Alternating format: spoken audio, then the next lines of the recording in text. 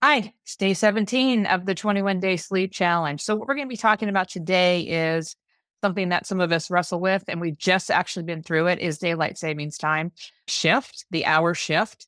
And if you're somebody who travels a lot, also, how can you better set yourself up for realigning and resetting your sleep cycle?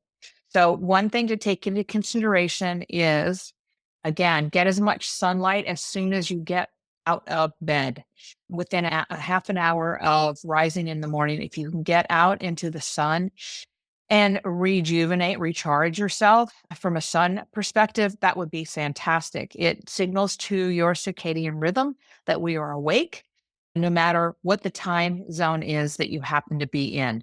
And it will boost your serotonin, which is super helpful for getting back into your day. Avoid sleeping in too much.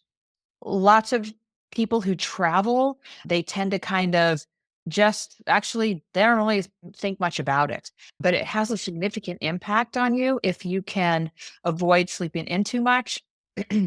Please try to limit if you need to take a nap, limit the naps that you take. Let your body be in the fullness of the day and just be with that so that by the time you are going to bed at night, you're going to bed at a regular time. So, like with the change in the time this year, I kept my time always the same through all of it. And I did these things that I'm talking to you about. Didn't really notice any shift in my difficulty with adjusting to the time change.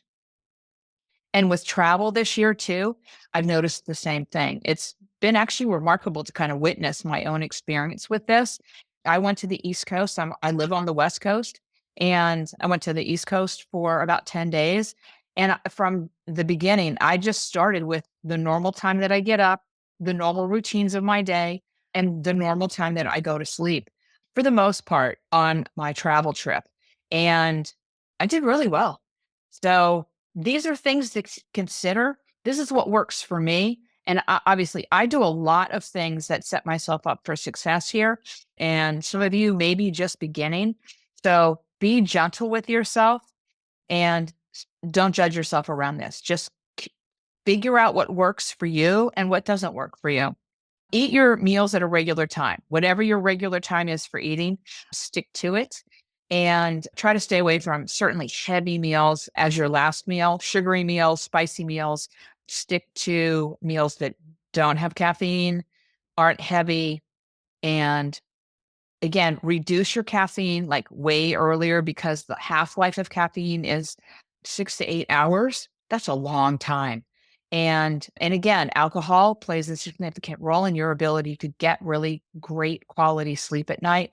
So way before, if you're going to have a glass of wine, have it earlier in the day. Power down your screens early, which we talked about yesterday because of the blue lights that go with your screens. Again, stick to your wind down routine.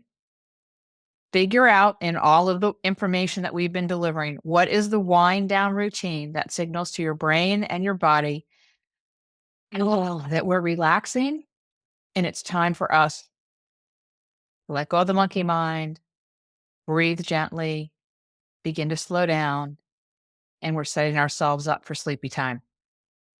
And be patient and consistent with yourself. Again, information attached. Play with this. Believe that there is actually another way. You have more agency over recovery from daylight savings time and travel than you think you do. So sleep well.